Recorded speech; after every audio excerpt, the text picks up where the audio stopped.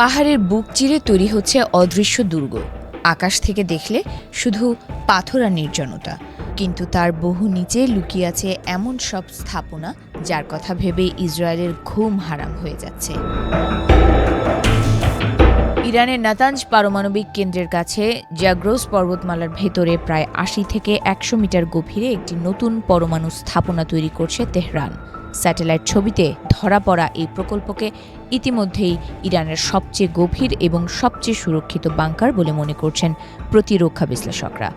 উদ্দেশ্যও স্পষ্ট, আগের মতো ওপরে থাকা বা অপেক্ষাকৃত কম গভীর স্থাপনায় আর ঝুঁকি নিতে চাইছে না ইরান। এর আগে ফোর্দো পারমাণবিক কেন্দ্র ছিল প্রায় ৬০ মিটার গভীরে। সেই তুলনায় নতুন এই স্থাপনা অনেক বেশি গভীরে এবং পাহাড়ের কঠিন শিলার আড়ালে। এর সঙ্গে রয়েছে পুরু কনক্রিট ও ইস্পাতের আস্তরণ।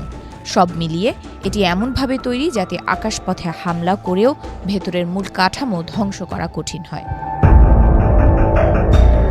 এই পরিস্থিতিতে প্রশ্ন উঠছে, ইসরায়েলের হাতে কি এমন কোনো অস্ত্র আছে যা এই বাংকার ভেদ করতে পারে?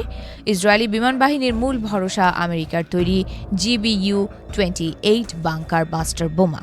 ৫,০০০ পাউন্ড ওজনের এই লেজার গাইডেড বোমা সাধারণত ৬ মিটার পুরু কনক্রিট বা প্রায় ৩০ মিটার মাটি ভেদ করতে পারে, কিন্তু ১০০ মিটার গভীর পাহাড়ের ভেতরে ঢুকে থাকা স্থাপনার জন্য এটি যথেষ্ট নয়।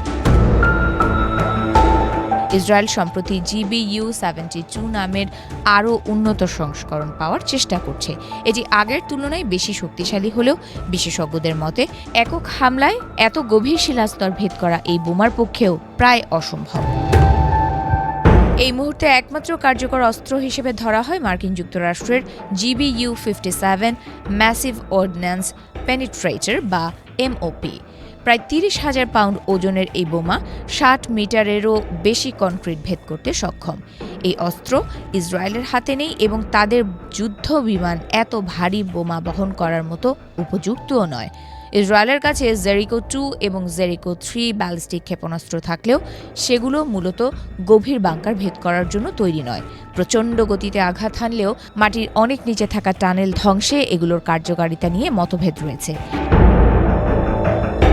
তবে বিকল্প পথ খোলা রাখছে ইসরায়েল। এই কৌশলকে বলা হয় ড্রিলিং। এতে একই জায়গায় একের পর এক বোমা ফেলা হয় যাতে প্রতিটি বিস্ফোরণ আগের গর্তটিকে আরও গভীর করে।